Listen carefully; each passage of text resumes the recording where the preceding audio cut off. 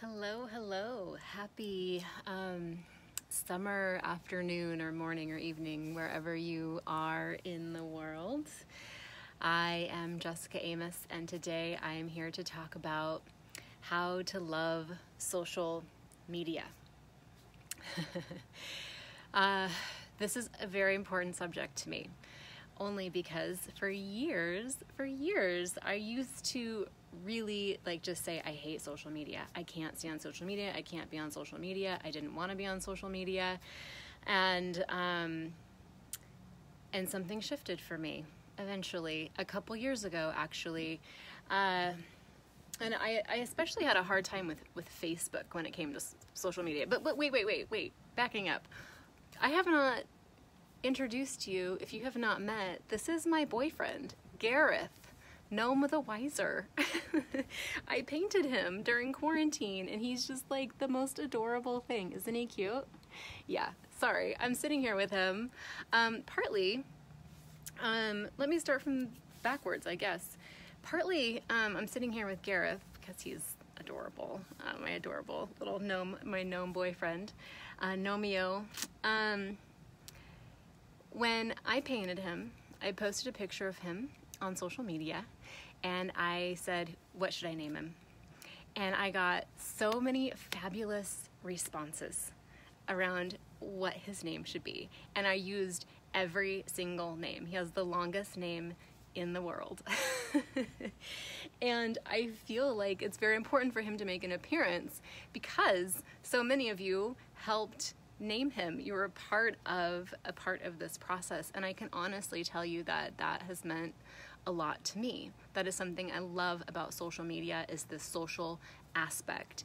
And with COVID and quarantine and all of the changes that I've been experiencing just in this year, between breakup and being isolated at home and changes in all kinds of stuff, I have turned actually to my online family, which is you. Which is anybody who ever reads a post, who ever posts anything themselves, and I get to see it, and I get to like it, and we get to connect, and we get to message, and we get to talk to each other. I can't even tell you how much it has meant to me to be able to connect. Like, I see Jenny here now watching, that I get to connect with my friend Jenny here on social media, even though we live far apart, and we knew each other from years and years ago. It's incredibly amazing how we get to be connected, especially during this time when so many of us are at home or isolated, or if you're going through grief like I've been through, or love you too, Jen. Grief or loss or anger or pain or something. It's wonderful to be able to turn to your online family, to your social media family. And I call it a family only because that's how it feels. That's how it feels to me. But for a long time, it didn't feel that way. It felt like I was showing up and I was triggered, constantly triggered. This person posted that, and this person that, and this and that. And honestly, it's because I wasn't taking control of my experience. I wasn't curating my experience. So this is what I have learned, and this is how I have come to love and enjoy social media. 3 or 4 years ago, I did this with Facebook first. I wasn't as friends with as many people as I'm friends with now, so I was really glad it was a practice I started back then. I unfollowed every single person in my contacts. And it sounds crazy, but I did. I just went in, and Facebook even has this thing where you can just mass unfollow everybody. You don't have to unfriend anybody, unfollow everybody. And then I sat and I thought, who do I want to follow? Who do I want in my life? Who do I want to see every day? Whose energy do I want coming into my sphere, into my vortex, into my life? Who makes me think? Who makes me feel? Who makes me laugh, right? And I started following people again. And even still, I feel like I miss so much stuff. I can get really overwhelmed, or I'll think, oh, I'm so excited to follow this person again. And then I end up unfollowing them. a little bit while later. And it's not because I don't love them. It's just that sometimes someone else's content doesn't actually enhance my life. It doesn't actually help my life. It's just more noise. But for someone else who follows that person, who sees that thing that they're posting, it might not be that way at all. Sometimes it's just where we're at in life, right? So if you're going through a certain point and you're really into your personal growth and your development, or into boundaries and codependency like I'm into, you love following that stuff because you find it really helpful. If you've been on that journey, or you're not into that stuff or whatever, you might find it annoying, and so you unfollow, right? And that is for me what I have found a really, really lovely, lovely rhythm. And it's not personal.